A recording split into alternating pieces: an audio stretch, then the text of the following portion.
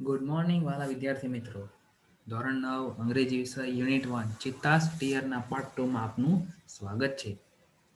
અત્યાર સુધીની વાર્તામાં આપણે જોયું હતું કે ચિત્તાસ ટીયર યુનિટમાં ઝુલુ હન્ટર એટલે કે ઝુલુ શિકારી પ્રજાતિઓની વાત હતી, જેમાં ઈડી નામના વ્યક્તિ કે જે પોતાની ઈર્ષ્યાને સંતોષવા માટે ચિત્તાના માદા ચિત્તાના બે બચ્ચાઓમાંથી એકને તે ચોરવાની વૃત્તિ ધરાવે છે અને તે પોતાના જીવનની ભૂખ સંતોષવા માટે કેવી રીતે લાલચુ બને છે તેના વિશેની વાર્તા હતી. તો જોઈએ હવે આગળ. he decided he decided to follow cubs and steal one. he decided to follow cubs and steal one. તે એવું નક્કી કરે છે કે બચ્ચાઓનો પીછો કરીશ and steal one એટલે કે તેમાંથી એકને ચોરી લઈશ. from his experience તેના અનુભવથી. experience એટલે કે અનુભવ. ઈડી knew ઈડીને ખબર હતી, knew એટલે કે ખબર, જાણ હોવું, that ચિત્તા never attacks a man તેને ખબર હતી કે ચિત્તા ક્યારે પણ માણસ ઉપર હુમલો કરતા નથી.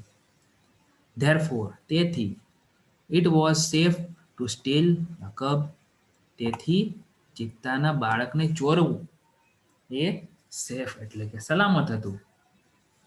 he followed the cheetah's family till evening ચિત્તાના પરિવારનો તે પીછો કરે છે. ફોલો એટલે કે પીછો કરવો, પીછો કરે છે ક્યાં સુધી? ટીલ ઇવનિંગ એટલે કે સાંજ સુધી, સાંજ પડે ત્યાં સુધી તે પીછો કરે છે. એટ સનસેટ અને હવે સમય થઈ ગયો સૂર્યાસ્તનો. The mother cheetah hid her cubs in the thick bush and left for a stream. Cheetahs mother એટલે કે તે માદા ચિત્તા તેના બંને બચ્ચાને થીક બસ એટલે કે ગાઢ ઝાડીઓમાં બંને બચ્ચાને છુપાવી દે છે. એન્ડ લેફ્ટ ફોર સ્ટ્રીમ ઝરણા પાસે જાય છે, ઝરણા પાસે તે જાય છે. ક્વિકલી અને ઝડપથી. The hunter picked up his net and spear and run into the bus. શું કહે છે અહીં કે શિકારી હવે તેની નેટ એટલે કે જાળ ઉઠાવે છે અને ઝડપથી જાળીમાં દોડે છે. બઝ એટલે કે જાળી. he saw two tiny cubs તેણે બે નાના બચ્ચાઓને જોયા. ટાઇની એટલે કે નાના. they looked at him તેઓએ પણ તેને જોયો. with their bright eyes તેઓની ચમકેલી આંખોથી. they were too young to run away તે બાળકો બંને ખૂબ જ નાના હતા. શા માટે? to run away એટલે કે ભાગી જવા માટે. તેઓ ભાગી ન શક્યા. Edie threw the net over them and the cubs were caught. ઈડીએ તેની જાળ તેમની ઉપર નાખી અને તે બચ્ચાને પકડી લીધા. he needed only one cub but he thought તેને તો માત્ર એક જ બચ્ચાની જરૂર હતી. need એટલે કે જરૂરિયાત, એક જ બચ્ચાની જરૂર હતી. but પરંતુ he thought એટલે કે તેણે વિચાર્યું. it is always better to have two slaves instead of one. it is always better હંમેશા એ સારું જ હોય છે. શું? to have two slaves એટલે કે બે ગુલામો, એક કરતા બે ગુલામો હોવું એ હંમેશા સારું જ હોય છે. he dragged them with him and hid them under a big basket. તે બંનેને ઘસડી જાય છે, લઈ જાય છે અને મોટી એવી ટોપલીમાં અંદર છુપાવી દે છે. હાઇડ એટલે કે છુપાવી દેવું. The mother cheetah returned after a while. માદા ચિત્તા ફરીથી થોડા સમય પછી પાછા આવે છે. while એટલે after a while એટલે કે થોડા સમય પછી. she did not find her cubs. તે તેના બચ્ચાને શોધી ન શકી. she looked all around. તેથી તેણે આજુબાજુ ચારે તરફ જોવાનો પ્રયત્ન કર્યો. first of all she became angry. પહેલા તો તે ખૂબ જ ગુસ્સે ભરાય છે. and jumped wildly. અને ખૂબ જ તીવ્રતાથી કૂદકા મારે છે. she sniffed all around. અને ત્યારબાદ સ્નિફ્ડ એટલે કે સૂંઘવું. તે આજુબાજુ ચારે તરફ સૂંઘવાનો પ્રયત્ન કરે છે. બટ એલાસ પરંતુ દુઃખેથી. દુઃખની ભાવના એ છે કે she could not find her dear babies પરંતુ તેને તેના બચ્ચાઓ મળતા નથી. At last, she became sad. અને અંતે તે દુઃખી થઈ જાય છે. She became sad and started crying. અને તે રડવાનું શરૂ કરે છે. હવે તે રડે છે. She cried and cried for a whole night till the next evening. તે રડે છે અને ક્યાં સુધી રડે છે? તો કે આખી રાત્રિ સુધી રડે છે. હોલ નાઇટ એટલે કે આખી રાત્રિ રડે છે. ટીલ ધ નેક્સ્ટ ઇવનિંગ એટલે કે બીજી સાંજ પડે ત્યાં સુધી રડે છે. She cried and cried until her tears made a dark stains down her cheeks. She cried એટલે કે તે રડે છે. She cried until her tears તેના આંસુઓથી made a dark stains એટલે કે સ્ટેન્સ એટલે કે દાગ તેના ચીક એટલે કે ગાલ ગાલ ઉપર જ્યારે તેના આંસુઓથી દાગ પડે છે ત્યાં સુધી તે રડે છે. She was still weeping. તે હજી પણ રુદન કરે છે. At the night the mother cheetah cried so loudly. તે રાત્રે તે મધર ચિત્તા એટલે કે માદા ચિત્તાએ ખૂબ જ મોટેથી રુદન કર્યું.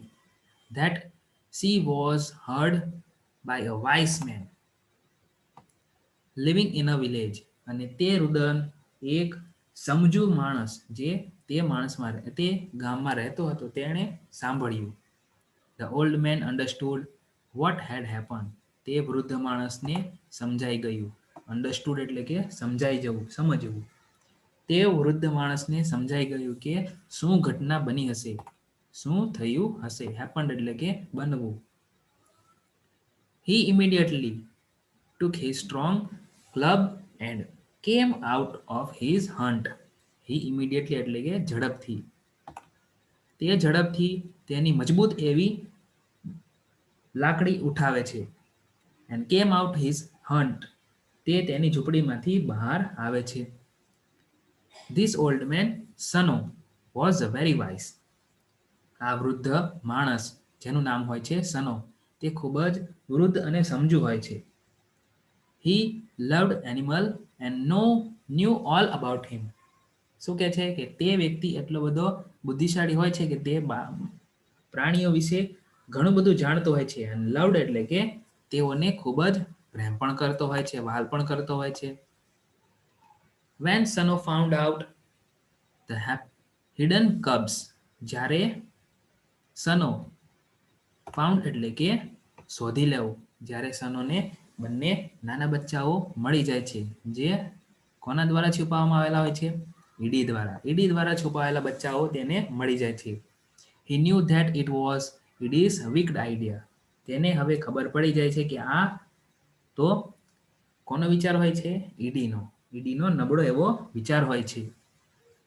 He got angry with Edie. અને ત્યાર પછી તે ઈડી સાથે ગુસ્સે થઈ જાય છે. He rushed to the hunt and shouted. તે ત્યારબાદ રસ્ડ એટલે કે ઘસડી જવું. તે શું કરે છે? તો ઈડીને ઘસડી જાય છે અને ત્યાં ક્યાં લઈ જાય છે? તેની હટ એટલે કે ઝૂંપડીમાં. શાઉટેડ એટલે કે બૂમો પાડવી. બૂમો પાડે છે. I hate you Eddie. હું તને શું કરે છે? હેટ એટલે કે અણગમવું, ધિક્કારવું. તે બૂમો પાડતા કહે છે કે હું ઈડી તને ધિક્કારું છું. Everybody of our tribe will hate you because you are lazy and weak too. શું કહે છે? એવરીબડી એટલે કે બધા જ. ટ્રાઇબ એટલે કે પ્રજાતિ. આપણો જે સંઘ છે, જે પ્રજાતિ છે તેમાંથી દરેક વ્યક્તિ બધા જ તને અવગણે છે, તેને શું કરે છે? ધિક્કારશે. બીકોઝ કારણ કે you are lazy and wicked too. તું ખૂબ જ લેઝી એટલે કે આળસુ અને વીકડ એટલે કે નબળો છે. We know that a hunter must hunt with his own strength and skill. આપણને એ ખબર છે કે હન્ટર એટલે કે શિકારી. શિકારી હંમેશા પોતાની શક્તિથી, પોતાના જ મનોબળથી અને આત્મવિશ્વાસ અને કૌશલ્યથી, સ્કિલ એટલે કે કૌશલ્ય, આવડતથી શિકાર કરે છે. But you are a lazy hunter. પણ તું ખૂબ જ નબળો શિકારી છે. તું ખૂબ જ આળસુ શિકારી છે. You are a thief. તું એક ચોર છે. thief એટલે કે ચોર. You have broken the rules of our tribe. તે આપણા પ્રજાતિના રૂલ્સ એટલે કે નિયમોનો ભંગ કર્યો છે. બ્રોકન એટલે કે તોડવું, ભંગ કરવું. You have brought a dishonour to the whole tribe. Brought એટલે કે ખરીદવું, આમંત્રણ આપવું. તે આપણા પ્રજાતિઓ માટે ડિસઓનર એટલે કે અપમાનને આમંત્રણ આપ્યું છે, અપમાન ખરીદ્યું છે. All the members of the hunter tribe got together. બધા જ સમૂહોને ત્યાં આમંત્રે છે એટલે કે ભેગા કરે છે, બધા સભ્યોને ભેગા કરે છે. ટુગેધર એટલે કે ભેગા કરવું, સાથે આવવું. They decided to drive away the Edie from their village forever. તેઓ નક્કી કરે છે, તે બધા પ્રજાતિના બધા સભ્યો નક્કી કરે છે. શું નક્કી કરે છે? ડ્રાઈવ અવે એટલે કે બહાર કાઢી નાખવું. Drive away Eddie from their village forever. કે ઈડીને તેમના ગામથી હંમેશા માટે બહાર કાઢી નાખવું. Sano took the cubs on his shoulder and returned them to their mother. સનો તે બાળકોને, તે બચ્ચાને પોતાના ખભા ઉપર લે છે, ખભા ઉપર ઉઠાવે છે. and returned them to their mother. અને તેની માતાને તે ત્યાં સુધી પાછા પહોંચાડે છે એટલે કે પાછા કરે છે. He saw that a long wiping of the mother cheetahs had stained her face forever. અને તે જુએ છે, શું જુએ છે? a long wiped એટલે કે ઘણા લાંબા સમયથી જે રુદન કરી રહેલી માદા ચિત્તા હોય છે તેનો હવે ચહેરો કેવો થઈ જાય છે? ખૂબ જ દુખી એટલે કે સ્ટેન્ડ એટલે કે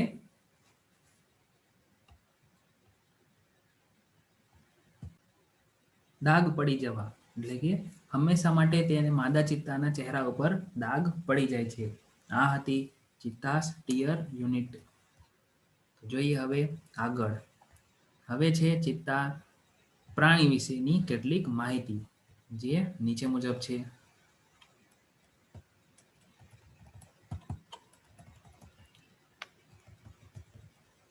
ફેક્ટ અબાઉટ ચિત્તા. ચિત્તા વિશેની કેટલીક માહિતીઓ.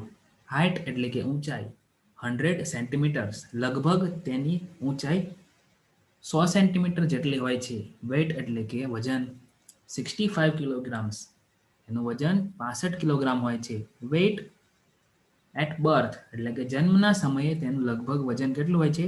300 ગ્રામ્સ, 300 ગ્રામ હોય છે. એજ ઓફ મ્યુચ્યોરિટી એટલે કે પુખ્ત વયની તેની ઉંમર હોય છે 2 વર્ષ. ત્યાર પછી આઈડેન્ટિફિકેશન એટલે કે તેની ઓળખ. ઓળખ શું હોય છે? The cheetah has a lighter body and its legs are longer than a leopard's. એટલે કે દીપડા કરતા ચિત્તાની શરીર, ચિત્તાનો જે શરીર હોય છે એ લાઇટર એટલે કે હળવું હોય છે. and its legs are longer than એટલે કે લેપર્ડ એટલે કે દીપડા કરતા તેના પગ લાંબા હોય છે. It has a isolated black spots whereas the leopards has a clusters of spots. શું કહે છે અહીં? કે ભાઈ તેના જે શરીર ઉપર કાળા રંગના દાગ હોય છે, કાળા રંગના છુપાછવાયા એક સ્પોટ્સ એટલે કે દાગ હોય છે, કે જ્યારે દીપડાને એટલે કે લેપર્ડ્સને શું હોય છે? તો કે તેની ચામડી ચપકુ રંગના સ્પોટ્સ હોય છે એટલે કે દાગ હોય છે. ત્યાર પછી હેબિટેટ્સ.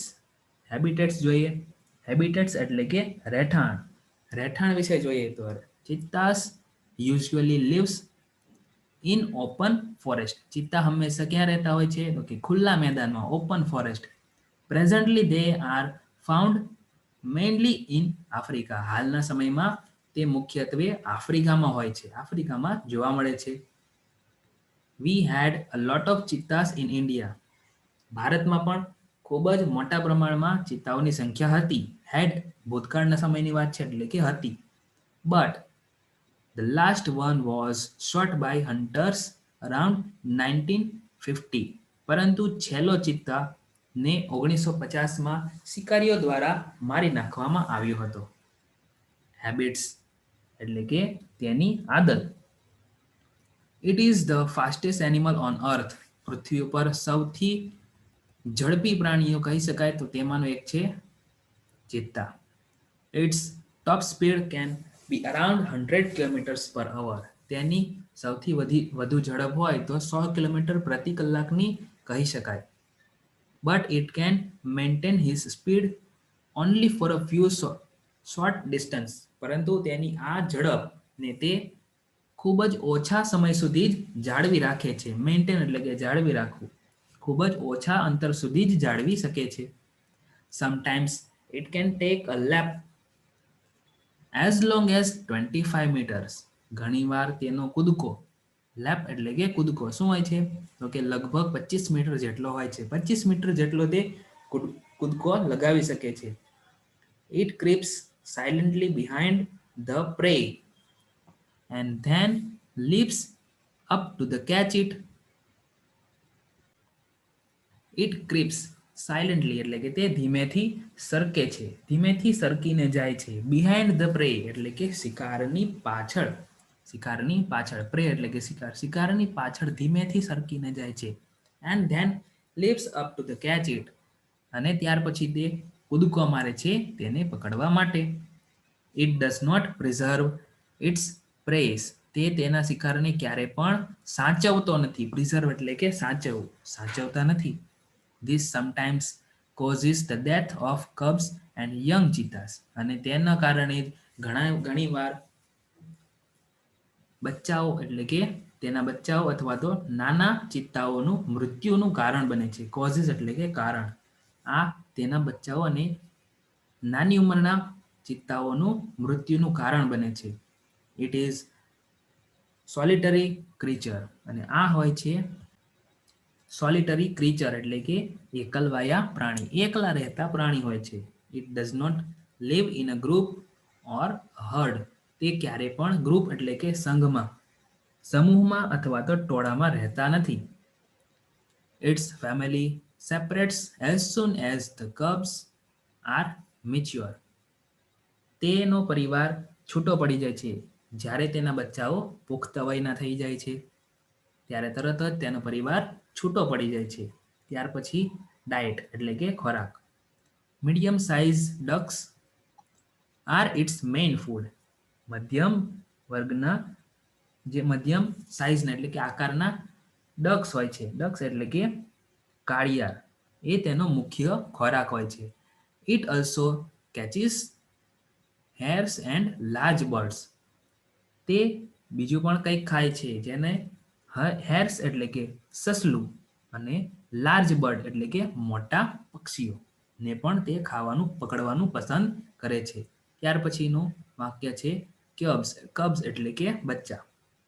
The female gives the birth to 2 to 4 cubs at a time.